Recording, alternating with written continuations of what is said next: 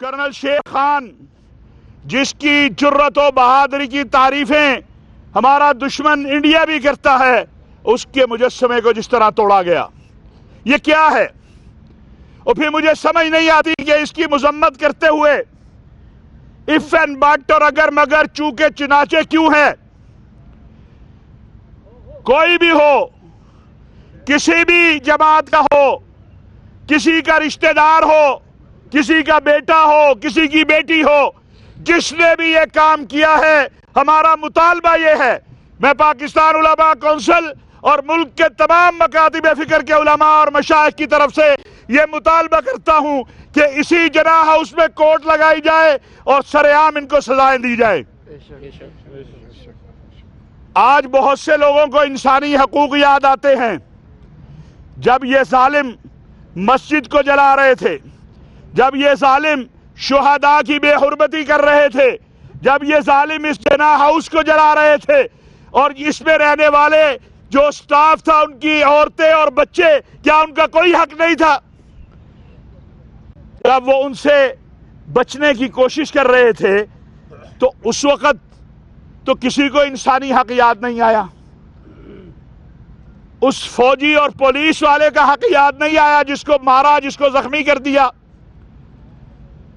لہذا ہم سپہ سالار قوم کو اور پاکستان کی فوجی قیادت کو سلام پیش کرتے ہیں کہ انہوں نے جس صبر اور تحمل کا مظاہرہ کیا، کوئی مشکل کام نہیں تھا۔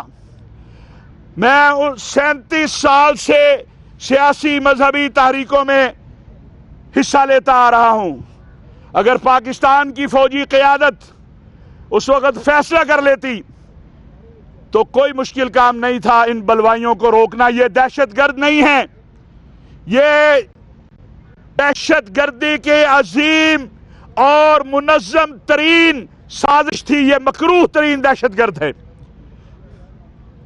سیاسی کارکن مسجدیں نہیں جلاتے، سیاسی کارکن کلمہ طیبہ کے بورڈ نہیں اتارتے، سیاسی کارکن شہداء کی بے حرمتی نہیں کرتے۔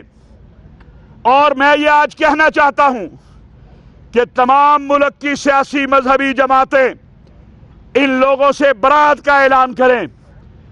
ہاں، ہم نے پہلے بھی کہا ہے، آج بھی کہتے ہیں کہ کسی بے گناہ کو گرفتار نہیں ہونا چاہیے، لیکن کسی گناہگار کو بچنا نہیں چاہیے۔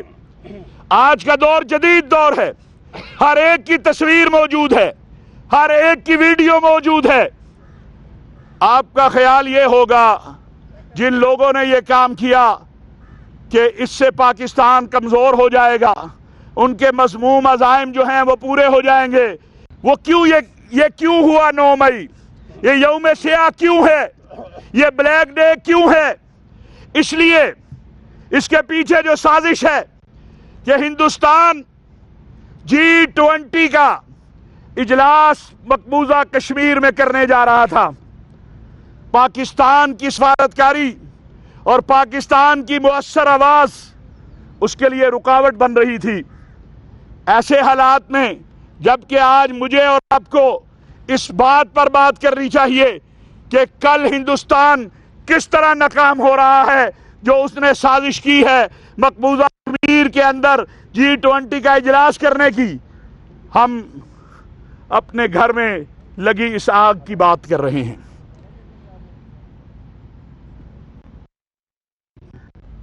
یہ سارا ایک پلاننگ کے تحت، اور اس میں جو لوگ دانستہ یا نادانستہ استعمال ہوئے، انہوں نے نہ کوئی اس وطن سے محبت کی ہے، نہ دین سے محبت کی ہے، نہ قوم سے محبت کی ہے، نہ فوج سے محبت کی ہے۔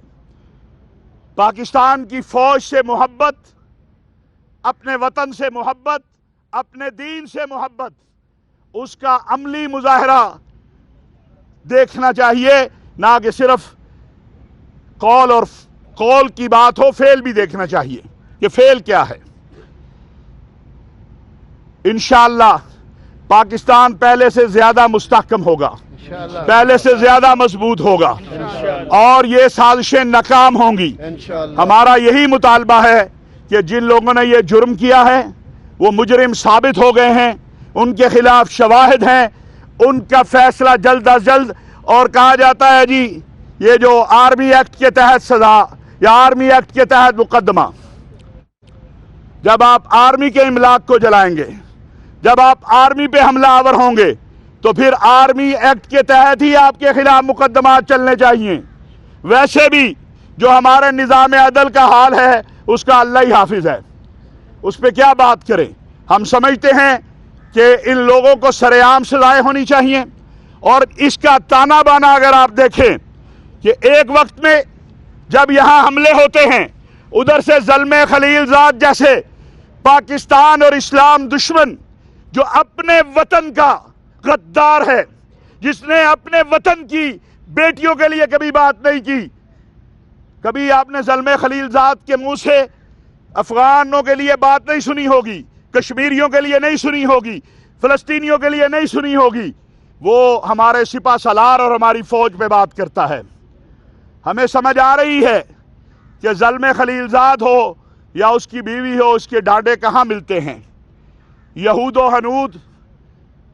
آپ مجھے بتائیے افغانستان سے پچھلے دور حکومت میں پاک میں جو دہشت گردی کی گئی، 20 سال وہ سلسلہ جاری رہا. اس قوم اور اس فوج نے مل کر اس کو ناکام بنایا. میرا سوال ہے کبھی زلمے خلیل زاد اس پہ بھی بولا ہے؟ اس وقت اسے پاکستانی کیوں یاد نہیں آئے؟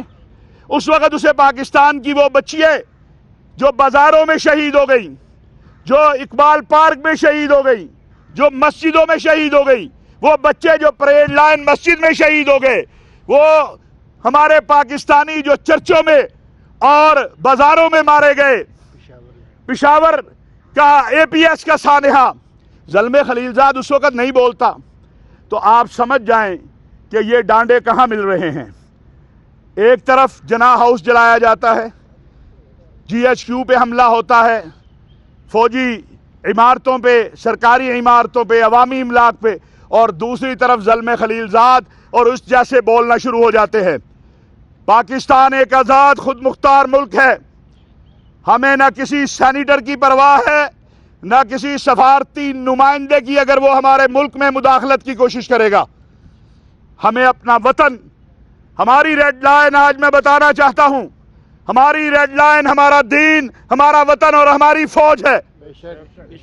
اور اگر ہمارے ملک کے سلامتی کے ادارے اپنی شرافت، حب الوطنی اور لوگوں کی محبت میں خاموش ہیں تو اسے کمزوری نہ سمجھا جائے.